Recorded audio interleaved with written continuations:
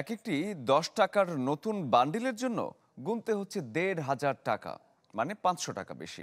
আর ২ টাকার ১০০ নোটের দাম ৩০০ টাকার ওপরে।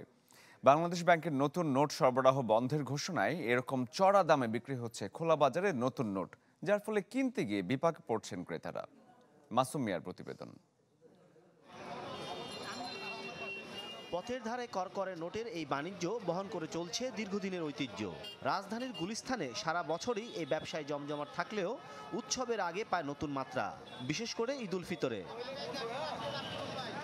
সালামি, প্রিয়জনকে উপহার কিংবা দান খয়রাতেও নতুন টাকার ব্যবহার বাড়িয়ে দেয় ঈদের আনন্দ।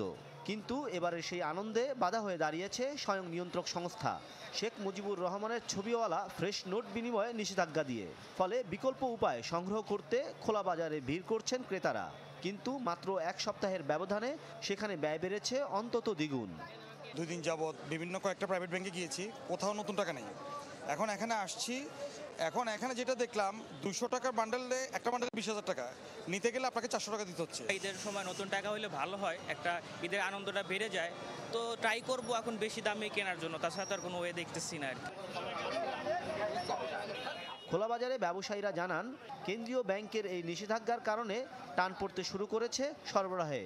ফলে 2 টাকার 100 নোটের একটি বান্ডেল বিক্রি হচ্ছে 300 টাকায়। এছাড়া 5 টাকার বান্ডেল 650 ও 10 টাকার বান্ডেলের জন্য গুনতে হচ্ছে 1,৫০০ টাকা।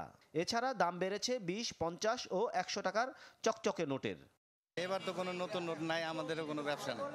আমরা টুকটাক ছিঁড়াটাই কিনতেছি, এই আমাদের হিসাব আর কি। একটা 10 টাকার প্যাকেট 1,000 টাকা যদি আমি 1500 টাকা দাবি করি, আমারই দপ্তরে ধরে মারা উচিত, বা আমি দোকানদারে মারতাম।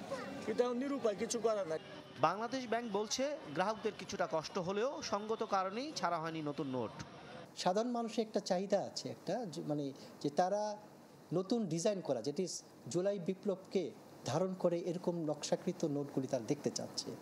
এই তাদের এই চা পাওয়ার সাথে আকাঙ্ক্ষার পূরণ করাটাকে সামনে রেখে আমরা ভেবেছি কিছুটা সাময়িক কিছু সমস্যা হবে, অনস্বীকার্য, কিন্তু এই পরেই মাস দুয়েকের মধ্যে আশা করি নতুন নোটগুলি চলে আসলে সব নতুন ডিজাইনের নোটই যাতে জনসাধারণ পায়, সেটাকে উদ্দেশ্য করে আসলে পূর্বের সিদ্ধান্ত থেকে আমরা সরে এসেছি।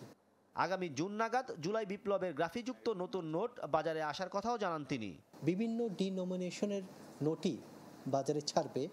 মাসুম মিয়া, চ্যানেল 24, ঢাকা।